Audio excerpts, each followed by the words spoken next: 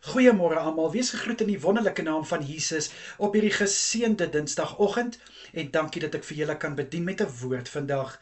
Vandag wil ek 'n bietjie met julle gesels oor tyd.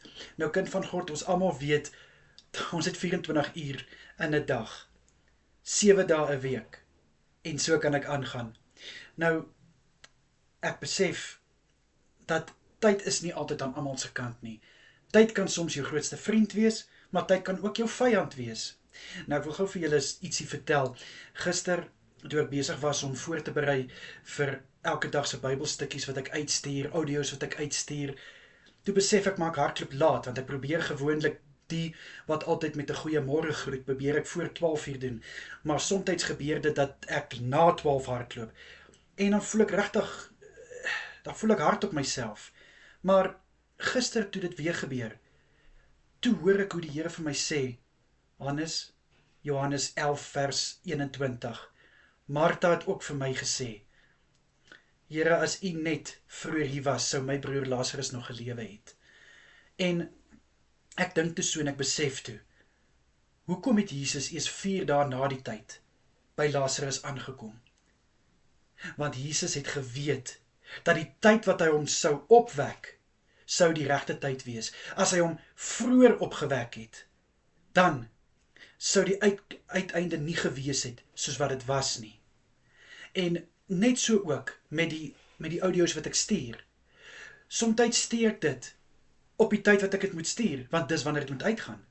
Somtyds gebeur dit dat ek dalk laat hardloop, maar daai spesifieke audio mag dalk net op daai tyd wat dit vir my laat voel, vir iemand op die regte tyd wees, op die tyd wat daai persoon dit nodig het. As dit dalk vroeër uitgegaan het, dan kon die persoon dit dalk heeltemal gemis het.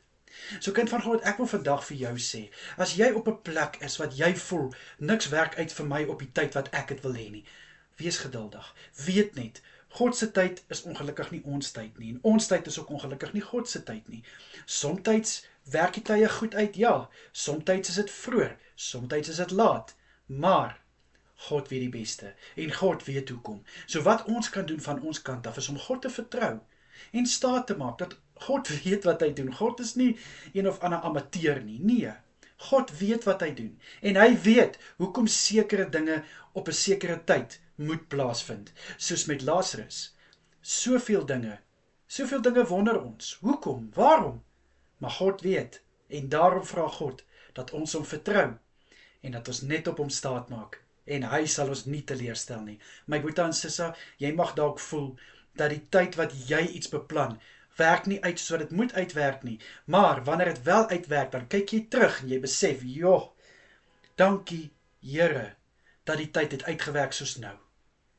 Ek het al baie gevalle gehoor van mense wat laat gekom het by 'n vergadering, omdat hulle afdraaie moes vat, en dit het hulle tyd heeltemal omver gegooi, maar dan later dan hoor hulle op die pad wat hulle gery het, was daar 'n verskriklike ongeluk, en dan besef hulle net, maar dink net as ek gejaag het om by hierdie vergadering te wees, ek sou dalk nou 10:01 nie eens hier kon uitkom nie. So kind van God, weer eens wys dit net vir ons, God, ons dien 'n magtige God. Hy weet wanneer, wat en waar en hoe.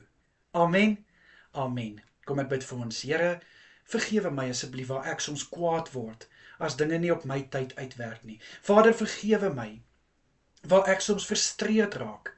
Ek bid vir elkeen van ons wat op hierdie plek is. Vader, dat ons op 'n punt sal kom, dat ons vertroue in U sal sit, ons geloof in U sal sit, dat ons weet, U tyd is die regte tyd. Asseblief, Here, in Jesus Christus naam is dit my gebed. Amen en amen.